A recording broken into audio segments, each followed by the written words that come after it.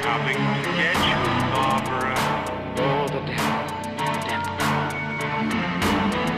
The power of the dark side. Hey guys, welcome to Flix and Comix. JoJo here. So today we're going to be doing a review on Spiral from the Book of Saw. I just watched it at the drive-in, and there's something freaking creepy about going to your local drive-in and watching a horror movie, because I'm telling you, it had me looking in the rearview mirror, thinking that I was seeing some like Billy in the back seat. I don't know, man. We got the director from Saw 2, 3, and 4, Darren Lynn Bozeman, working on this, so that was very exciting to hear. Plus we got Chris Rock and Samuel L. Jackson. You guys, how could I not watch this? I know they're comedic actors for the most part, but you guys know there is a history of awesome comedians doing a killer job in the horror genre. We got Mark Duplass in Creep, we got Elizabeth Banks in Brightburn, Carrie Elwes in the original Saw. I think there's definitely something to be said about the connection between the comedy and horror genre. I think that's why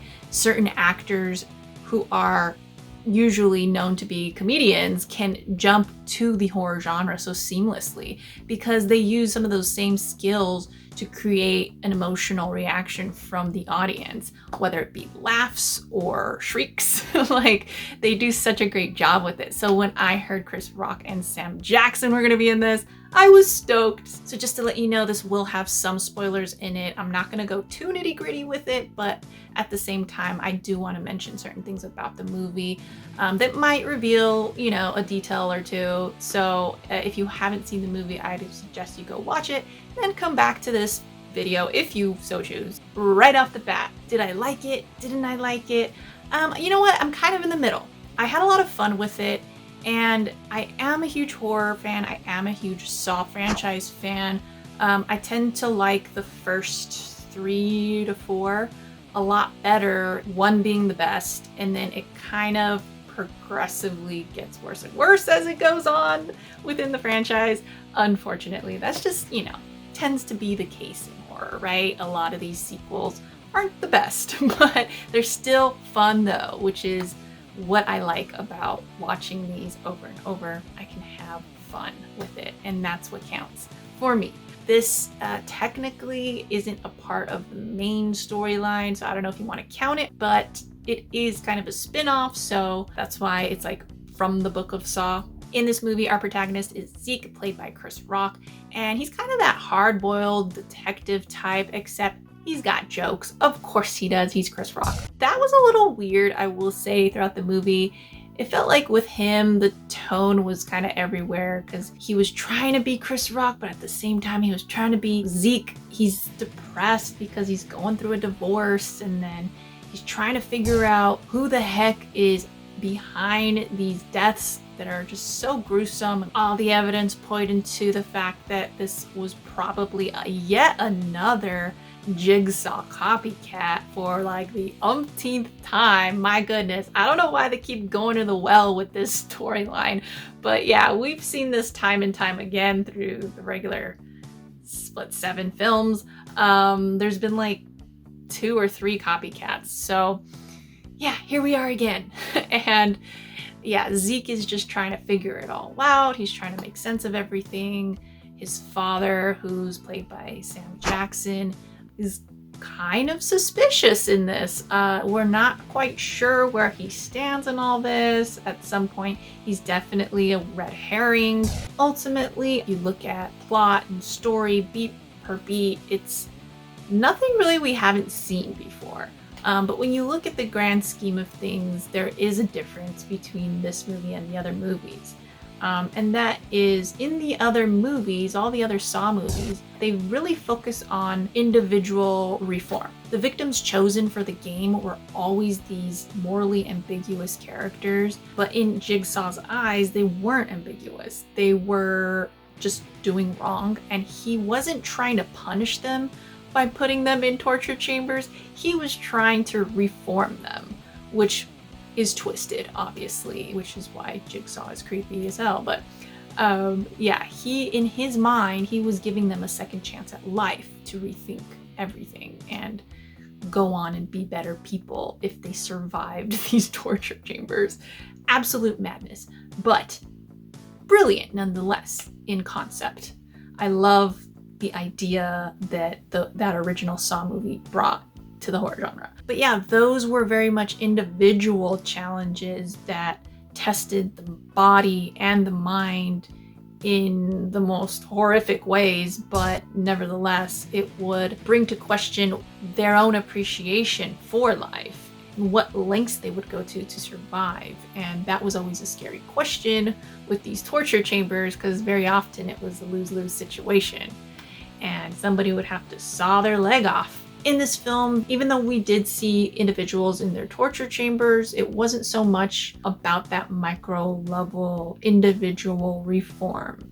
We are now seeing this kind of evolve into a more macro level institutional reform. So it was a little different there. So slowly but surely, as the murder mysteries unravel, you start to realize the killer is targeting corrupt cops, and that the overarching storyline is about police brutality, which was really interesting. So I will say I did like that little switch up there. I thought that was a nice, like, refreshing change to the story, but everything else, I gotta say, was very copycat in every way. And it's not necessarily a good thing and it's not a bad thing. It's just it's more of what we've already seen. Like, I wish they would get a little more creative and let's just remove the video stuff. We don't need a puppet. Let's replace that with something completely different.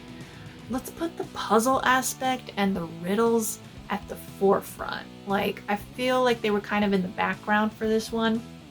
And I think that's one of the strengths of the franchise. I think we loved that mystery of not only who is the killer, but also like, oh my God, how are they going to figure out how to get out of this thing, you know? Because you put yourself in that position and you're just like, oh my gosh, if I were that person, I'll go crazy, you know? And it's so scary. And with this one, they kind of got away from that. And don't get me started with the "do you want to play a game" voice. It sucked in this movie. Like, I was so disappointed with that voice. I heard it in the trailer and I wasn't happy about it then, but you know, I'm like, maybe they'll end up changing it or tweaking it a bit, you never know. Nope, it was like the exact same thing in the movie and I was like, ugh, this is not scary. It wasn't scary, it just felt like a robot. It seemed like a robot was talking, and just it took the creepiness out of it, you know. Killer motive was all right. As I said, kind of predictable, kind of run-of-the-mill. Nothing very unique about this guy. He ends up manipulating his way into being Zeke's partner. That's how he was able to work his way in and out of the police department to do what he needed to do. He just had a vendetta and he was just trying to change a broken system, but he was doing it in the worst kind of way. I don't care to see him again either. And the ending was left open and ripe for a sequel, so I'm assuming they're planning something. I don't know. Would I like to see that?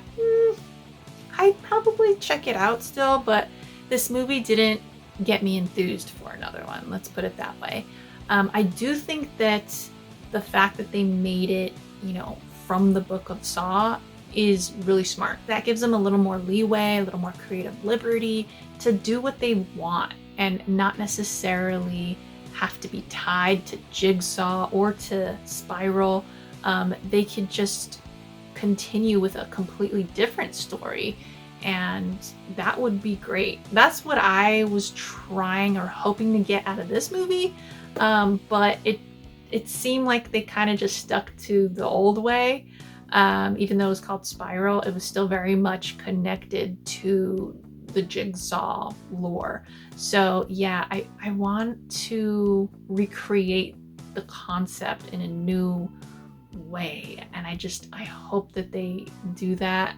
I kind of hope they don't continue this story Spiral. I want to see them venture out into different, you know, serial killer type of stories. So hopefully we get that.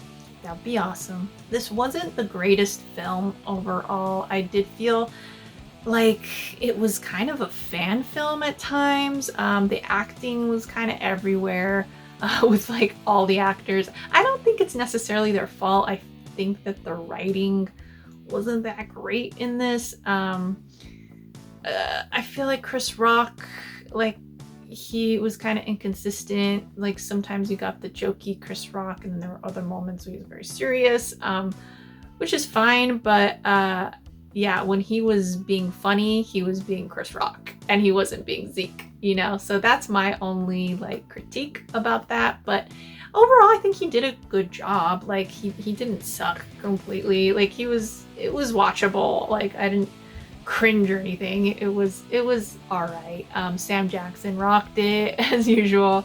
But yeah, a lot of the acting from some of the other cops and stuff wasn't that great. The gore in it was pretty well done. I didn't think it was so over the top like some of the later installments of Saw, which is good because oh my gosh, it was getting to be pretty bad in those later movies. But there were some times when they used a little bit of CGI and that looked really bad.